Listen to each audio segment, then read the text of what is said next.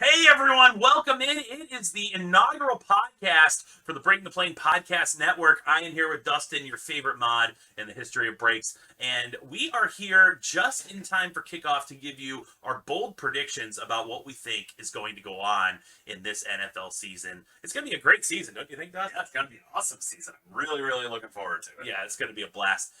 So thank you so much for getting us to 1,000 subscribers. For a while, we've been saying once we hit 1,000, we're going to drop our first podcast. Well, here it is, and today it's a little rudimentary. We're filming it in the Breaking the Plane studio. Our goal, a few podcasts in, is to have an alternate studio just for podcasts, and to make this a frequent thing that we're able to do, answer some of your questions, and give you some cool football analysis. But today, we're going to give you some bold predictions. We're dropping this on purpose not before the Thursday night kickoff, but before the kickoff of all the Sunday slate of games. Everybody's team back in action. Hopes are high. We're going to give you our bold predictions about what we think is going to happen this season.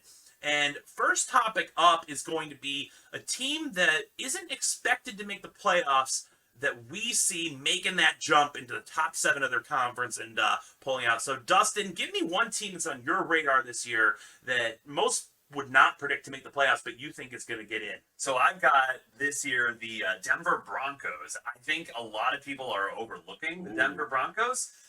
Basically, they have a really strong defense. All the pieces are there. The one thing that has been lowering their expectations a little bit is their quarterback situation. And me being a Panthers fan, seeing Teddy Bridgewater come over to the Denver Broncos and him being named the starter, I think that basically he'll be good enough. He won't make the big turnover, but he won't make the splash play either. And with that defense carrying them and the new rookie Javonte Williams coming in, I think that they're going to have a pretty potent passing attack. Because, I mean, their receivers, you've got Jerry Jeudy, you've got Cortland Sutton coming back from injury, you've got KJ Hamler, and you've also got Tim Patrick. All of those are viable options in the passing game. And Bridgewater, I mean, you saw last year at Carolina, he led DJ Moore and Robbie Anderson to 1,000-yard receiving seasons. So he's got the pieces there, and if he can do just enough, I think that they are strong contenders to make the wild cards. Here's my thing. Just enough is not going to necessarily be enough. Teddy Bridgewater, yeah, he led receivers to 1,000-yard seasons. How many playoff wins did they have last year? Well, they didn't make it. No, so you're saying the Broncos are going to make the playoffs in a competitive AFC in the toughest division in the AFC. You got to think that defense is going to be good. It really does. The anchor point is the defense. Von Miller's coming back. You've got Bradley Chubb, and the secondary has been really good. So I think that the defense is going to be one of the top units in the league.